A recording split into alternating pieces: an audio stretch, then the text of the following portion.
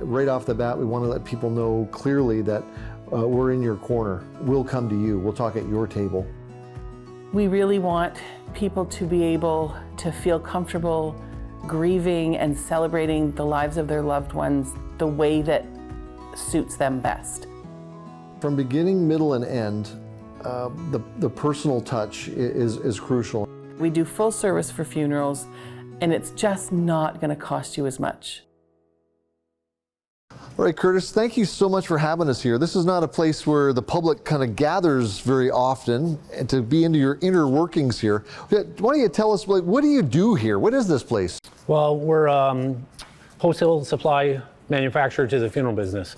So what we do, we build and install concrete burial vaults. It basically keeps the cemetery looking nice, like a park over time. So when we go, or you go to visit your loved ones, right, you're in a pleasant place, and you're not dealing with collapsed graves, rolly hills. A long time ago, 100 years ago, what they first started where they were called rough boxes, and they started with wooden vaults. You know what, we'd really love to see how you make a vault. Can you show us that? Yeah, come on into All right, plan. let's do this. Yep. So this seems like there's a lot that goes on here. I'm looking at these massive, what are these, a 6-ton crane? Yeah, overhead cranes. Overhead cranes, because everything back here looks like it's massively heavy. We deal with heavy things on a daily basis. The concrete vaults themselves, just the base alone weighs 1,500 pounds. Just the base? Just the base alone weighs 1,500 pounds. And then the lid that goes on top? That's another 700 pounds. Wow. Yeah. So these are all metal forms. They're almost, they're poured upside down. The concrete's poured inside.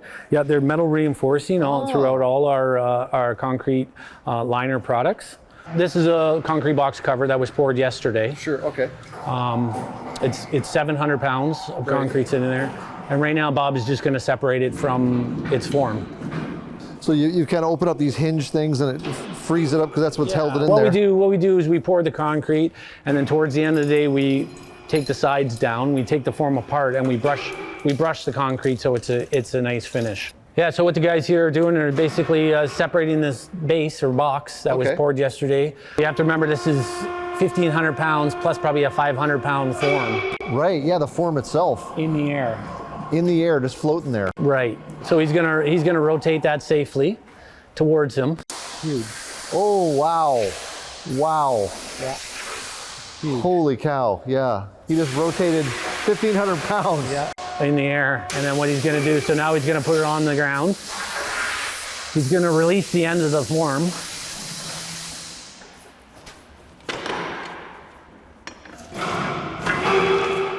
And there it goes. He'll separate it, and then he's going to rotate it back again.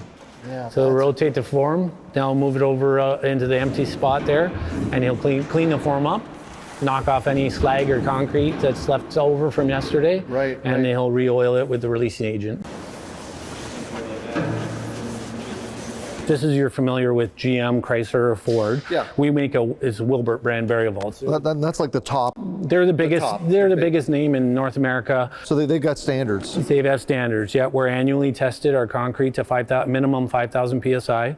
We're graded on how we manufacture, how we apply our epoxies, how wet our concrete is, how much reinforcement are in certain product, how we make all our product. Right. And another standard is any vault with a Wilbert stamp in it or Wilbert seal has to sit for a minimum of 27 days. 27 days just hardening. Yeah. I know that some vaults would be designed to have kind of almost like an airtight, waterproof, lined and sealed. So this is like a concrete box, but then you put like a, what is this, fiberglass? No, it's called Strentex plastic. Strentex. It's a Strentex plastic that's chemically bonded to the concrete. Okay. We use a tongue and groove fit. So when the lid goes down, it goes down like that? It goes right over this tongue here. Right, and seals it in. And we use what's called isobutyl tape seal. Right. It's the same type of tape that they used to use to hold in windshields of airplanes. So hundreds of pounds of the lid, the butyl tape, 2 tons of soil. Correct. There's nothing getting inside this. Correct. If it's properly sealed, it's an airtight seal. So what we've done for the Muslim community, basically the full center of the vault is not there. So this is not a solid bottom. Right. Oh, okay. Right. Like gaps. It gaps.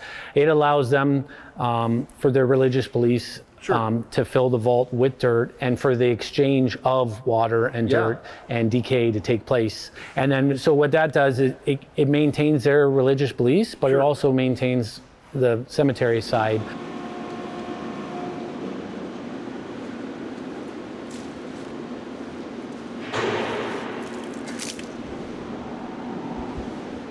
First of all, thanks so much for letting us into this kind of this inner behind the scenes backstage stuff. This is really enlightening. I love this stuff, and I think the public does too. Yeah. But there's a joke that people say to funeral directors, like, you know what, you're going to be this guy and that guy to me, and I hope, but you know what, you're the guy really that will be the last one to let me down. That's right. And I know you're an awesome guy, but you've got your own line that you like to say. Yeah, and hopefully I don't see anytime soon. Yeah. All right. All right.